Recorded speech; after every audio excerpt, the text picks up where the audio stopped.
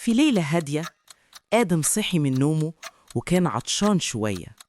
قال لنفسه عايز أشرب، بس المطبخ ضلمة. ياه، أنا بخاف من الضلمة.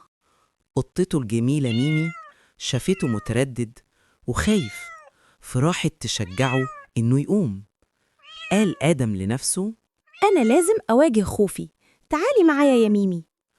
وبيفتح باب غرفته وبيمشي إلى المطبخ مع قطته، وفجأة بيلمح ظل كبير على الحيطة وبيخاف وبيقول بخوف إيه ده؟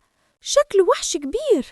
بياخد آدم نفس طويل ويحاول يقرب، وهو بيقول لنفسه ما يمكن ده مش وحش.